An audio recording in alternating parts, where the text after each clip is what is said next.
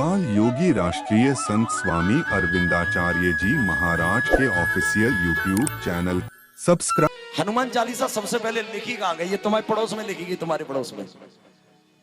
आपसे एक निवेदन करूं, गोस्वामी जी एक बार एक गली से होकर के निकले, एक रास्ते में होकर जा रहे, यही पड़ोस की बात है। अब एक गांव में जब वे घुसे तो देखा एक पति मरा हुआ था, एक पत्नी का पति मर गया, एक व्यक्ति मरा हुआ पड़ा था। उसकी पत्नी गोस्वामी जी के पास गई और चरणों में सर रख दिया। गोस्वामी जी ने आशीर्वाद दे दिया, सौभाग्य भवतु, सौभाग्यवान हो। गांव वाले बोले, बाबा तुम्हारे आशीर्वाद का क्या होगा, इसका पति तो मरा हुआ पड़ा है, अभी मरा है, और ये सौभाग्य वाली कैसे बन सकती है? बाबा बोले, तो क्या हुआ, तो जिंदा हो जाएगा। गोस्वामी जी ने कहा, तो क्या होगा, जिंदा हो जाएगा। अब गोस्वामी जी उसके पास पहुंचे और मंत्र पाठ करना शुरू कर दिया। और मंत्र पाठ जब किया, चौपाइयां गाई सज्जनों, भगवान की कृपा भई कि उसका पति जैसे ही गोस्वामी जी ने बोला सियावर रामचंद्र की, पहली बार बोला था गोस्वामी जी ने अपने मुंह से, और उसका पति खड़ा हो गया, जिंदा हो गया।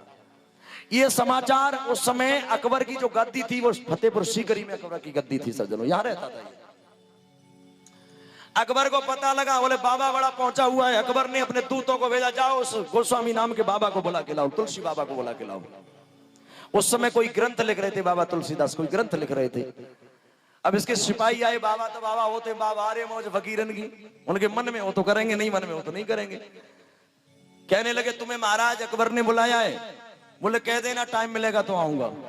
अकबर ने अपना इंसल्ट समझ ली, बेइज्जती कर दी इस बाबा ने मेरी, और गोस्वामी जी को पकड़वाया और फतेहपुर सीकरी की जेल में बंद कर दिया सज्जनों, पकड़वा करके जेलों में बंद कर दिया।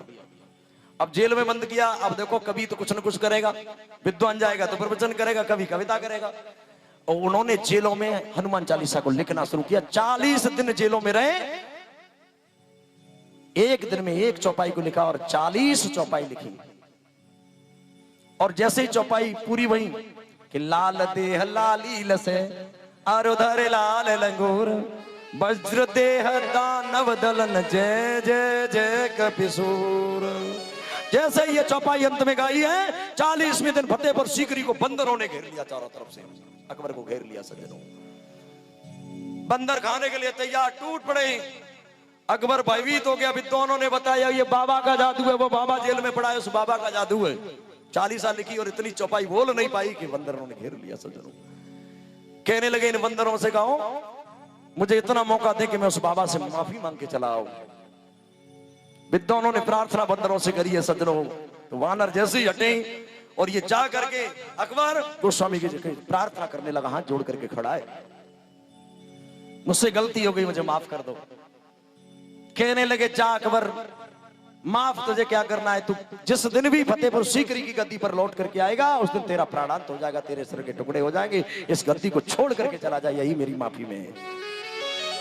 उस दिन से ये अकबर फतेहपुर सीकरी को छोड़ करके और दिल्ली में रहने लगा, दिल्ली में रहने लगा। बाल योगी राष्ट्रीय संत स्वामी अरविंदाचार्य जी महाराज के ऑफिशियल यूट्यूब चैनल सब्सक्राइब।